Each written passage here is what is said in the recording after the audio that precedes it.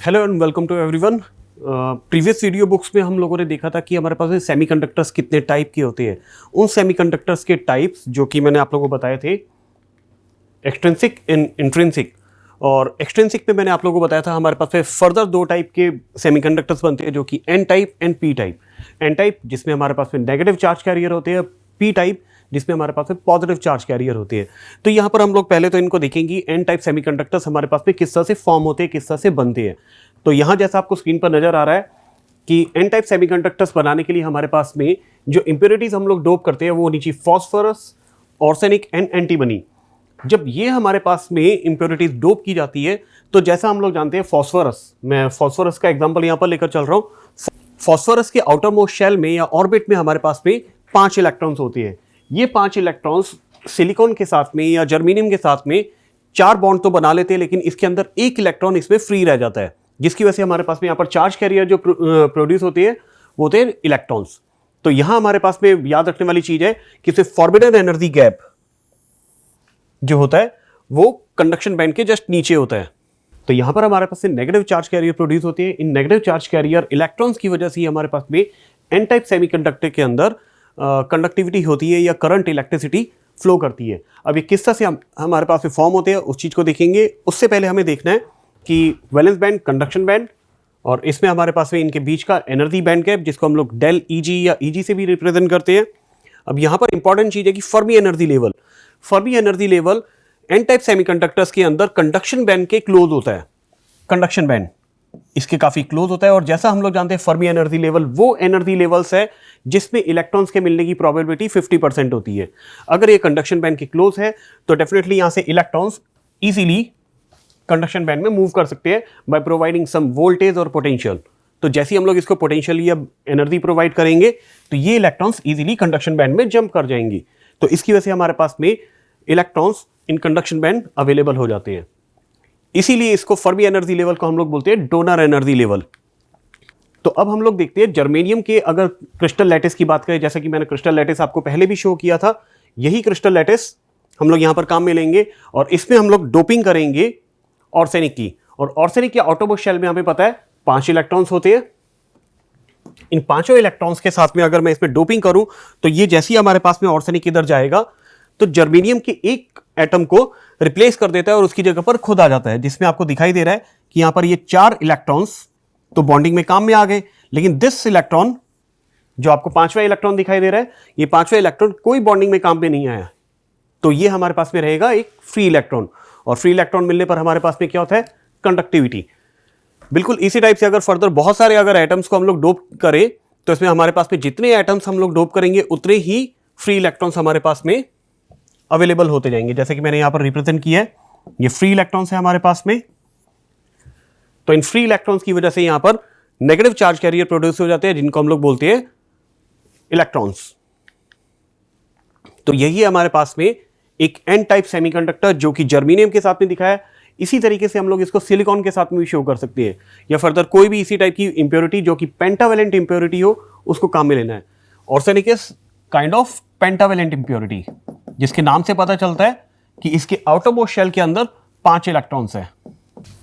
तो well, arsenic के अलावा फॉस्फोर और एंटीमनी भी मैंने आपको बताया था, उनको भी सेम इसी तरीके से हम लोग डोपिंग करवा सकते हैं। और डोपिंग करवाने का तरीका प्रीवियस वीडियो बुक में आपने देखा था कि हम लोग जो भी इंप्योरिटी डोप करना चाहते हैं उसकी फ्यूम्स या उसकी स्टीम को काम में लेते हैं। इट मीन की वेरी हाई टेम्परेचर पर। तो टेम्परेचर ज़्यादा होने की वजह से जो इंप्योरिटी है उसके एटम सिलिकॉन या जर्मेनियम के एटम को रिप्लेस कर देते हैं और खुद उसकी जगह पर आ जाते हैं। ये बिल्कुल वैसे ही होता है कि जैसे आप लोग अपने क्लासरूम के अंदर अगर बेंचेस पर बैठे हुए हैं, बाहर से कोई दूसरा दोस्त आता है, 4 फ्रेंड्स एक बेंच पर बैठे हुए, 5वां अगर आएगा बैठने की जगह नहीं, तो यहाँ से जैसे ही वो बैठेगा इधर से एक फ्रेंड आपका ड्रॉप हो जाता है। बिल्कुल द सेम प्रोसेस कि यहाँ पर एक आर्सेनिक आकर जर्मेनियम को रिप्लेस कर देता है। तो यहाँ पर आपके पास में एक फ्री इलेक्ट्रॉन मिलता है 10।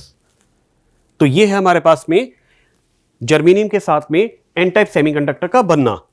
अब नेक्स्ट हम लोग देखते हैं P type semiconductor. P type semiconductor में हमारे पास में जो इंप्योरिटीज डोप करते हैं वो होती है हमारे पास में ट्राइवेलेंट इंप्योरिटी। और ट्राइवेलेंट इंप्योरिटी जैसा मैंने सर्कल किया यहाँ पर, बोरोन, एल्यूमिनियम एंड गैलियम। ये इंप्योरिटीज जब हम लोग डोप करते हैं किसी भी प्योर सेमीकंडक्टर के अंदर, pure semiconductor like silicon, and germanium. तो इनके डोप करने पर इसमें जैसा कि हम लोग जानते हैं तो ट्राइवेलेंट इंप्योरिटी की वजह से हमारे पास में क्या होता है कि जो एटम जिनके अंदर 3 इलेक्ट्रॉन्स प्रेजेंट है, ये जर्मेनियम या सिलिकॉन के नेबरिंग 4 एटम में से 3 के साथ तो बॉन्डिंग बना लेते हैं, लेकिन एक के साथ में पूरी तरह से बॉन्डिंग नहीं बना पाते, जिसकी वजह से हम लोग उसको बोलते हैं पार्शियली बॉन्ड बनाना। और जहां पर ये पार्शियली बॉन्ड बनाता है वहां पर एक इलेक्ट्रॉन की डेफिशिएंसी या एक इलेक्ट्रॉन की कमी रह जाती है, जिसको मैं यहां पर शो करूंगा। लेकिन उससे पहले हम लोग इसका एनर्जी बैंड डायग्राम देखेंगे। Again valence band, conduction band और इन दोनों के बीच में फॉरबिडन एनर्जी गैप, जैसे कि आपको नजर आ रहा है। और इसमें फर्मी एनर्जी लेवल होता है हमारे पास में वैलेंस बैंड के क्लोज दिस।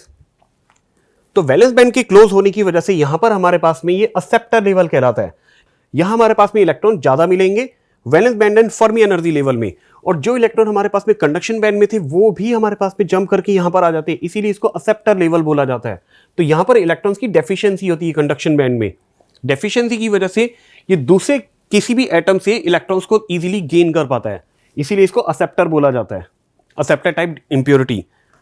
तो वेल इसके बेस पर हम लोग देखते हैं कि हमारे पास में किस तरह से क्रिस्टल लैटिस में एटम्स एक दूसरे को रिप्लेस करते हैं। यहां पर बिल्कुल वैसे ही मैंने जर्मेनियम का लैटिस काम में लिया है, जर्मेनियम का क्रिस्टल लैटिस काम में लिया है, और इसमें हम लोग काम में लेंगे बोरोन। बोरोन में आउटरमोस्ट शेल या आउटरमोस्ट ऑर्बिट में 3 इलेक्ट्रॉन्स प्रेजेंट है। ये 3 इलेक्ट्रॉन्स यहां पर जैसे मैंने दिखाया कि ये 3 इलेक्ट्रॉन्स है हमारे पास में, इसके ये तीनों इलेक्ट्रॉन किसी भी एक जर्मेनियम को रिप्लेस करेंगे, सॉरी ये एटम हमारे पास में किसी एक जर्मेनियम को रिप्लेस करेगा और उसमें 3 इलेक्ट्रॉन तो यहां पर बॉन्ड बना लेंगे।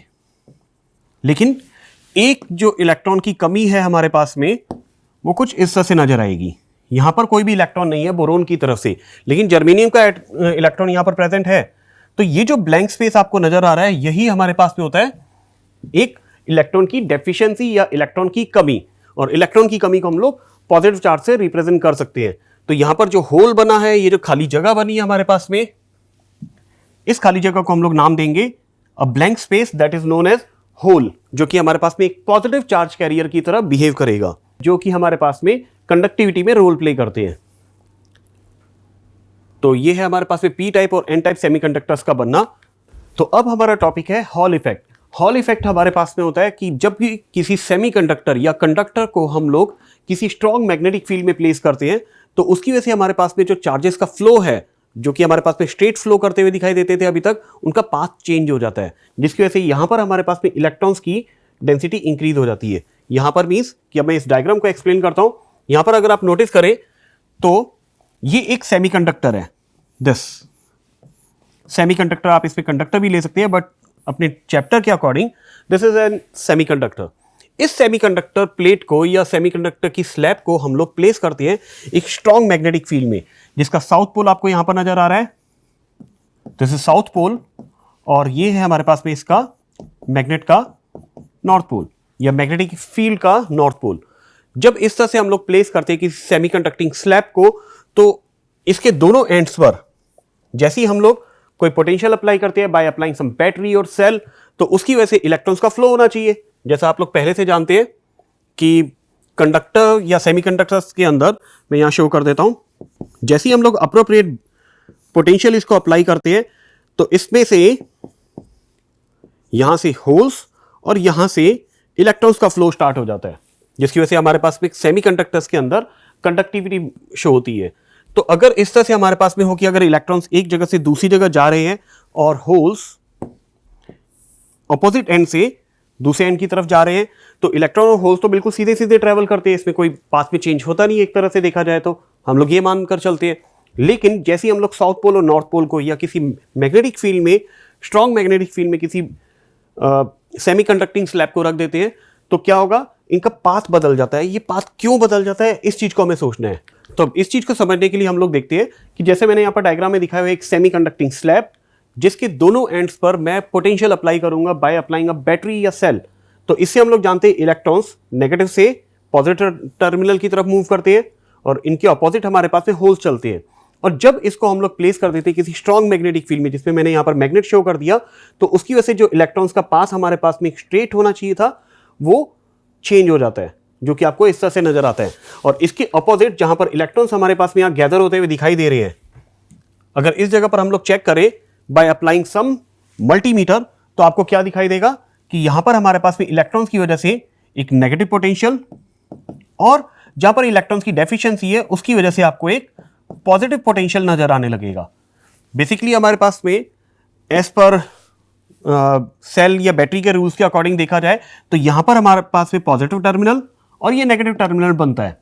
लेकिन किसी सेमीकंडक्टिंग स्लैब को जैसी साउथ पोल या नॉर्थ पोल या किसी मैग्नेटिक फील्ड में रखते हैं तो इसके जो ऑपोजिट एंड्स आपको नजर आ रहे हैं दीज वन, तो इनमें भी कुछ ना कुछ पोटेंशियल नजर आता है। यही है हमारे पास में यहां पर पोटेंशियल का प्रोड्यूस होना, पोटेंशियल का बन जाना, यही इफेक्ट हमारे पास में कहलाता है हॉल इफेक्ट। अभी किस तरह से हमारे पास में इलेक्ट्रॉन्स इस तरह से टर्न करके, तो इसके लिए आपको याद होगा मैग्नेटिक इफेक्ट ऑफ करंट, ये अपनी क्लास 12th में 4th चैप्टर पढ़ा था, जिसमें आप जानते थे कि किसी भी जगह पर अगर किसी मैग्नेटिक फील्ड के अंदर, मैं यहां पर शो कर देता हूं उसी डायग्राम को जो आप लोगों ने क्लास 12th में पढ़ा हुआ है, किसी मैग्नेटिक फील्ड के अंदर किसी इलेक्ट्रॉन को इस तरह से हम लोग शूट करते हैं या मूव करवाते हैं, तो यहां पर इलेक्ट्रॉन बिल्कुल स्ट्रेट ना जाकर एक हेलिकल पाथ में ट्रेवल करने लगता है, और इस तरह से हमारे पास में इलेक्ट्रॉन बाहर मिलता है मैग्नेटिक फील्ड के।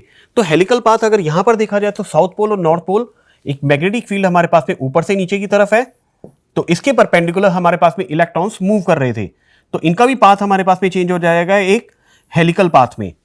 तो इस तरह से हेलिकल पाथ बनना, लेकिन क्योंकि हेलिकल पाथ हमारे पास में बहुत बड़े साइज का होता है, हेलिकल या एलिप्स बोलते हैं इसको, सर्कुलर पाथ भी बोला जा सकता है। अगर हमारे पास में मैग्नेटिक फील्ड जो है उसका कंपोनेंट और वेलोसिटी का कंपोनेंट जो B क्रॉस V हम लोग लेते थे, ये कंपोनेंट्स हमारे पास में एग्जैक्टली 90 डिग्री पर हो, तो अगर इस तरह से हो सके तो हमारे पास में सर्कुलर पाथ बनता था। तो यहां मैं फिलहाल एक हेलिकल पाथ लूंगा जिसको आप लोग इस तरह की शेप समझते हैं, इस तरह से पार्टिकल का मूव करना। तो ये अगर देखा जाए तो इलेक्ट्रॉन यहां पर भी हमारे पास में इसी तरह से मूव करेंगे। ये पाथ बहुत बड़ा होता है, लेकिन कंडक्टिंग स्लैब हमारे पास में बहुत छोटे साइज की होती है सेमीकंडक्टर्स की, तो पूरा हेलिकल पाथ यहां पर शो नहीं हो पाता। तो इस तरह से हमारे पास में बनेगा कि इलेक्ट्रॉन्स इस तरह से मूव करते हुए दिखाई दे। तो अगेन इसी वजह से हमारे पास में इस एंड पर इलेक्ट्रॉन नेगेटिव और इस एंड पर इलेक्ट्रॉन पॉजिटिव टर्मिनल बन जाते हैं, जो कि हमारे पास में हॉल इफेक्ट को एक्सप्लेन करते हैं। तो इस पोटेंशियल को हम लोग मेजर कर सकते हैं बाय यूजिंग अ मल्टीमीटर जिसमें हमारे पास में इनबिल्ट वोल्ट मीटर, गैल्वेनोमीटर वगैरह सब कुछ होते हैं। तो यहां पर बहुत सिंपल सा एक मल्टीमीटर हम लोग काम में ले सकते हैं, जिससे हम लोग इसके पोटेंशियल को चेक कर सके। तो जैसा हमने देखा कि इसके इलेक्ट्रोनेगेटिव और इलेक्ट्रोपॉजिटिव एंड्स बने हैं, तो इन दोनों एंड्स पर कितनी पोटेंशियल प्रोड्यूस हो रही है, कितना हमारे पास में वोल्टेज आ रहा है, इस चीज को चेक करने के लिए हमारे पास में टॉपिक आता है जिसको हम लोग बोलते हैं हॉल वोल्टेज या हॉल पोटेंशियल। हॉल वोल्टेज हमारे पास में इसी चीज का मेजरमेंट है कि कितना पोटेंशियल हमारे पास में प्रोड्यूस हुआ। और इसी के साथ में हमारे पास में एक और टॉपिक बनता है इसमें, दैट इज हॉल कोफिशिएंट। तो इन दोनों चीजों को हम लोग देखेंगे इस टॉपिक के अंदर। जो डायग्राम मैंने अभी आपको शो किया था वही यहाँ पर काम में ली है, बस यहाँ पर हम लोग काम में लेंगे एक और पुरानी चीज जो आप लोगों ने पढ़ी हुई, that is Lorentz force. Laurent force आप लोग बहुत अच्छे से जानते हैं। जब भी हमारे पास में मैग्नेटिक फील्ड में किसी चार्ज पार्टिकल को मूव करवाते हैं तो उस पर जो फोर्स लगता है दैट इज लॉरेंट फोर्स, जिसको अभी थोड़ी देर पहले मैंने आपको शो किया था V क्रॉस B की फॉर्म में, राइट। तो यहां पर क्रॉस प्रोडक्ट जिसकी वजह से हमारे पास में साइन कंपोनेंट बनता है VB साइन थीटा, और थीटा अगर 90 डिग्री है तो हमारे पास में जैसे मैंने बोला कि सर्कुलर फॉर्म बनती है इलेक्ट्रॉन के पाथ की, तो वही चीज। तो यहां पर लॉरेंट फोर्स मैंने काम में लिया है, जिसको यहां लिखकर रख लेते हैं हम लोग, दिस इज लॉरेंट फोर्स। और लॉरेंट फोर्स में आप लोग जानते हैं कि इलेक्ट्रॉन के लिए for electron Q equals to, Q की क्वांटिटी कितनी होगी, equals to charge of electron that is -E। और इसी तरह से हमारे पास में V, अगर V को अगर देखा जाए इस डायग्राम के अंदर, V मतलब कि डायरेक्शन ऑफ इलेक्ट्रॉन या वेलोसिटी ऑफ इलेक्ट्रॉन, तो इलेक्ट्रॉन हमारे पास में माइनस की वजह से यहां से इस तरह से मूव कर रहे हैं और इस एंड से इस एंड को जाएंगे, राइट। अगर मैं इसको एक्स एक्सिस और वाई एक्सिस के अलॉन्ग इस तरह से रखूं, एक प्लेन में रखा जाए इसको, तो हमारे पास में इलेक्ट्रॉन्स मूव कर रहे हैं एक्स एक्सिस पर, और मैग्नेटिक फील्ड जो यहां पर अप्लाई हो रहा है मैं बोलूंगा इनके perpendicular, that is Z axis. याद है कि एक्स एक्सिस, वाई एक्सिस और इनके परपेंडिकुलर जो था हमारे पास में कुछ इस तरह से जेड एक्सिस, तो जेड एक्सिस पर हमारे पास में मैग्नेटिक फील्ड अप्लाई होगा। तो यहां मैं आप लोगों को शो कर देता हूं। तो ये है हमारे पास में डायरेक्शन ऑफ इलेक्ट्रॉन, जिसको वेलोसिटी की फॉर्म में मैंने v माइनस एक्स लिया है, क्योंकि ये माइनस एक्स एक्सिस की डायरेक्शन में चल रहा है। और सिमिलरली हम लोग लेंगे तो मैग्नेटिक फील्ड भी इसी तरह से हमारे पास में जेड एक्सिस की डायरेक्शन में है। तो ये जो तीनों वैल्यूज हमारे पास में, इन तीनों वैल्यूज को हम लोग पुट करेंगे इस इक्वेशन के अंदर। जैसे हम लोग ये वैल्यूज को पुट करते हैं तो हमारे पास में इक्वेशन कुछ इस तरह से तैयार हो जाएगी, F equals to E V minus X cross B Z. यहां पर आप लोग मैग्नेटिक फील्ड की डायरेक्शन इस तरह से ले सकते हैं, कोई भी बी जेड या बी माइनस जेड, लेकिन बेटर रहेगा पॉजिटिव डायरेक्शन ली जाए इसमें। तो वी एक्स और B Z, X is unit vector and Z is also unit vector. तो दो वेक्टर्स जो आपको यहां पर नजर आ रहे हैं उनके बीच में क्रॉस प्रोडक्ट, तो क्रॉस प्रोडक्ट दो वेक्टर्स का रिजल्ट क्या होता है, इन दोनों का परपेंडिकुलर वेक्टर, और एक्स और जेड के परपेंडिकुलर हमारे पास में है वाई एक्सिस। तो जिसकी वजह से हमारे पास में इसका रिजल्ट आता है E into V into B along minus Y axis. तो ये हमारे पास में आ गया लॉरेंट्ज फोर्स का formula at steady state. Steady state का मतलब कि जितने भी फोर्सेज है वो बिल्कुल इक्वल लग रहे हैं। अगर लगातार देखा जाए इसके अंदर तो सारे जो फोर्सेज है और वो फोर्सेस कौन कौन से हैं, एक तो magnetic force and another one is electrostatic force, उसको हम लोग बिल्कुल इग्नोर नहीं कर सकते यहां पर। तो मैग्नेटिक फोर्स हमारे पास में लॉरेंट्ज फोर्स है, और electrostatic force that was quite simple, जिसको हम लोग ई से रिप्रेजेंट करते थे, और ई हमारे पास में लेते थे फोर्स जिसको Q into E, since electric field that is equal to F over Q। तो फोर्स कितना हो जाएगा यहां पर, electrostatic force that is Q into E. यहां पर बस फर्क है कि हम लोग ई टी दिखा रहे हैं, इसको टाइम का वेरिएंट फोर्स है यहां पर। तो Q equals to V cross B equals to minus Q into T. तो Q से Q कैंसिल, तो हमारे पास में रिजल्ट बनेगा, यही इलेक्ट्रोस्टैटिक फोर्स का फॉर्मूला मैंने यहां पर शो कर रखा है। तो फॉर्मूला हमारे पास में इसका तैयार होता है E T equals to minus V cross B, और v क्रॉस b की वैल्यू हम लोग यहां से पुट कर देंगे, that is minus X cross z। तो यहां पर हमारे पास में et का जो फॉर्मूला है that is et equals to minus V B X cross z, minus X cross z। तो इलेक्ट्रॉन के लिए अभी थोड़ी देर पहले हम लोगों ने देखा, for an electron this is E V B minus Y. Electron के लिए x और z का प्रोडक्ट हमारे पास में माइनस वाई एक्सिस पर आता है। तो माइनस वाई एक्सिस पर आने की वजह से हम लोग इसमें इलेक्ट्रॉन के लिए लिखेंगे et will be equals to minus V B into minus Y cap. तो अगर मैं इसको स्केलर फॉर्म में लिखूं, स्केलर फॉर्म में अगर देखा जाए तो वेक्टर क्वांटिटी को हम लोग छोड़ देते हैं, या फिर इसको हम लोग, क्योंकि यूनिट वेक्टर है, यूनिट वेक्टर का मैग्नीट्यूड पुट कर देंगे। यहां पर यूनिट वेक्टर का मैग्नीट्यूड होता है 1। तो इसको जैसे ही मैं पुट करूंगा तो et will be equal to v into B. यहां पर मैंने स्केलर फॉर्म लिए, इसीलिए v क्रॉस b या v डॉट b नहीं बोला, simple v multiply by b, that is v into b। तो et हमारे पास भी आ गया। अब आपको पुरानी एक और चीज याद करनी है, that is current density. Current density का एक फॉर्मूला आपके पास में आया था, that is J equals to N into Q into velocity V। तो ये एक फॉर्मूला आप लोगों ने क्लास 12 करंट इलेक्ट्रिसिटी चैप्टर में पढ़ा हुआ है। इसी फॉर्मूले को मैं यहां पर यूज कर रहा हूं, J equals to N into Q into V। यहां से हम लोग V की वैल्यू निकालेंगे, और V की वैल्यू कुछ निकलती है हमारे पास में J ओवर NQ। अब ये वैल्यू हम लोग पुट कर देंगे इस स्केलर फॉर्म के अंदर।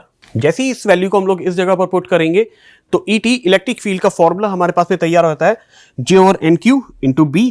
अब इस J को मैं B के साथ में मल्टीप्लाई कर देता हूं, क्योंकि करंट डेंसिटी और मैग्नेटिक फील्ड दोनों हमारे पास में वेक्टर क्वांटिटीज है।